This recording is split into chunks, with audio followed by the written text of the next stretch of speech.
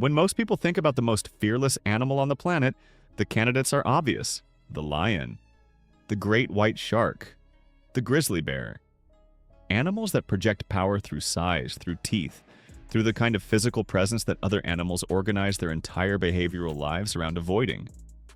But fearlessness, genuine fearlessness, not the absence of threats, but the documented, consistent, biologically reinforced refusal to be deterred by them, is not the same thing as being large. Fearlessness is a behavior, and the animal that has been formally recognized by the Guinness Book of World Records as the most fearless animal on Earth is not a lion, not a shark, not a bear.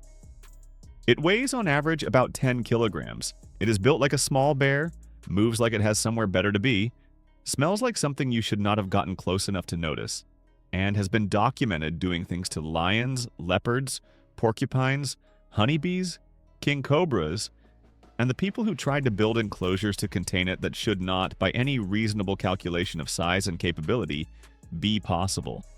The honey badger has not earned its reputation through exaggeration. If anything, the exaggerations about it are almost redundant, because the verified reality is already as strange as anything that has been invented about it. Start with the skin, because the skin is the foundation of everything else the honey badger is capable of. A honey badger's hide is approximately 6 millimeters thick, dense, rubbery, and extraordinarily difficult to penetrate with teeth or claws. More importantly, it is loose. The skin of a honey badger is attached to its body so loosely that the animal can rotate almost completely within it. A captured honey badger, seized by the back of its neck by a larger predator, can turn its head around 180 degrees within its own skin and bite the predator holding it. This is the specific physical capability that makes the honey badger dangerous to animals that should, by every logical assessment, be able to kill it easily. A leopard that grabs a honey badger by the back of the neck has not secured it. It has given it a stable platform from which to retaliate. African wildlife guides describe leopard encounters with honey badgers as ending, more often than not, with the leopard disengaging. Not because the honey badger has overpowered it, but because the sustained pain of a honey badger biting your face while you try to kill it eventually resets the leopard's calculation of whether this particular meal is worth the cost. The honey badger bites with jaws that are capable of crushing tortoise shells. It has teeth sharp enough to decapitate a snake in a single motion. And because the same loose skin anatomy that lets it turn inside a predator's grip also lets it absorb attacks that would stop most animals. Documented cases exist of honey badgers surviving porcupine quills impaling their skin, continuing the fight, and eventually eating the porcupine. It can sustain a level of physical punishment during a confrontation that changes the math of every encounter it enters. Now consider what it hunts. Because the honey badger's choice of prey is the clearest expression of what fearless actually means in a biological context. Up to 25% of the honey badger's diet consists of venomous snakes, not non-venomous snakes. Venomous ones, specifically including species whose venom is sufficiently potent to kill an adult human. Puff adders, black mambas, and king cobras all appear in documented honey badger dietary records. The honey badger does not hunt venomous snakes because it has no other options. It hunts them because it has evolved to do something almost no other mammal on Earth can do: withstand the venom. The mechanism, identified through molecular research on honey badger blood, involves a specific mutation in the nicotinic acetylcholine receptor, the protein in muscle cells that neurotoxic snake venom targets to cause paralysis. Most animals' acetylcholine receptors bind readily to alpha neurotoxins, the primary component in cobra and mamba venom. The honey badger's version of this receptor has mutated in a way that makes it significantly less compatible with those toxins. The neurotoxin arrives, finds a receptor it cannot bind to efficiently, and the paralysis that would incapacitate or kill another animal either does not occur or occurs in a reduced, survivable form. And this is not immunity. Honey badgers can still be killed by snake venom under the right circumstances. Multiple bites, an extremely large dose, a snake that manages to deliver venom directly into a blood vessel. But the threshold is so much higher than any other mammal of comparable size that the honey badger can hunt cobras as a regular food source, sustain a bite during the kill, temporarily lose consciousness from the venom, wake up an hour or two later, and calmly finish eating the snake. It was in the process of killing when it passed out. That specific sequence, be bitten by a cobra, fall asleep, wake up, continue eating, has been observed and documented by wildlife researchers. It is not an exaggeration. It is the honey badger's ordinary Tuesday. A researcher studying the honey badger's venom resistance noted an aspect of the evolutionary logic that deserves specific attention. Venomous snakes are, from a hunting perspective, actually an excellent prey choice for an animal that can handle their bite. They are relatively slow-moving. They have only one dangerous end. They are a reliable, high-protein food source that almost every other predator in the ecosystem avoids entirely. The honey badger has turned the most dangerous feature of its prey, the venom, into a competitive advantage. It gets the snakes all to itself.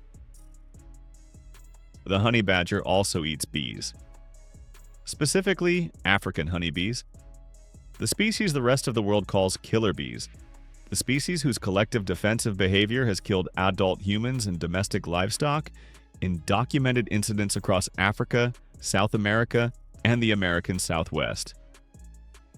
A honey badger raiding a killer beehive does not do so without consequence. It is stung. Repeatedly. Sometimes hundreds of times in a single raid.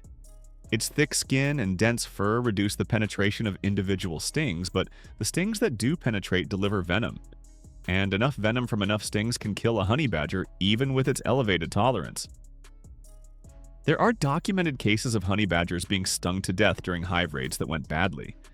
And they raid anyway, because inside the hive is honey and bee larvae, a calorie-dense food source. And the honey badger's assessment of the bee colony's defensive capability is, apparently, an acceptable cost of doing business. It accepts the sting threshold as the price of access and pushes through it. This is the behavior that, more than any other, earned the honey badger its Guinness World Record for fearlessness. Not the absence of risk perception, but the presence of a cost-benefit calculation, in which an acceptable level of pain is built into the approach as a given. The honey badger knows the bees sting. It goes anyway. Every time. Then there is the intelligence, which is the part of the honey badger story that should, more than the skin or the venom resistance, genuinely unsettle you. At the Johannesburg Zoo, a honey badger named Stoffel became the subject of documentary footage that wildlife professionals and animal behavior researchers have described as some of the most remarkable problem-solving behavior ever captured on camera from a non-primate carnivore. Stoffel escaped his enclosure. This was not surprising. Honey badgers escape zoo enclosures with enough regularity that it is a documented management challenge. What was surprising was how. When the zoo staff raised the walls, Stoffel began rolling a log to the base of the new wall, climbing the log, and going over. When the log was removed, he started using a ball left in the enclosure the same way. When the ball was removed, he watched his keeper rake leaves and began gathering the rakes the keeper left nearby, leaning them against the wall and climbing them. When the rakes were secured, he started piling mud and stones at the base of the wall, compressing them into a mound, and using the mound as a step. Each intervention prompted a new solution, developed within days, using whatever materials were available in the enclosure at that moment. Stoffel escaped repeatedly. He was eventually mauled by lions after one escape and required medical treatment. As soon as he recovered, he escaped again. He was 18 years old at the time of the documentary footage. He continued escaping into his old age with no apparent reduction in either motivation or methodology. The honey badger is not classified as a tool-using animal in most formal taxonomic treatments of the behavior. But the specific, sequential, adaptive problem-solving, documented in Stoffel's case, and in independent observations of wild honey badgers using similar strategies to access food sources, is described by animal behavior researchers using words like remarkable and unexpected, with a frequency that suggests those words are doing real work. Here is what makes the honey badger's fearlessness genuinely different from the fearlessness of the animals people typically nominate for this title. A lion is large. Its lack of fear is partly a function of that size. Very few things in its ecosystem are capable of threatening it, and the few that can have largely learned to avoid it. The lion's boldness is, in part, a reasonable response to being the largest predator in its range. A great white shark has no natural predators in most of its range. Its boldness is similarly calibrated to a world in which almost nothing hunts it. The honey badger weighs 10 kilograms. Its range overlaps with lions, leopards, hyenas, African wild dogs, and virtually every other predator capable of killing it without difficulty if the encounter goes wrong. It knows all of this. It has the intelligence to understand the risk, and it engages anyway.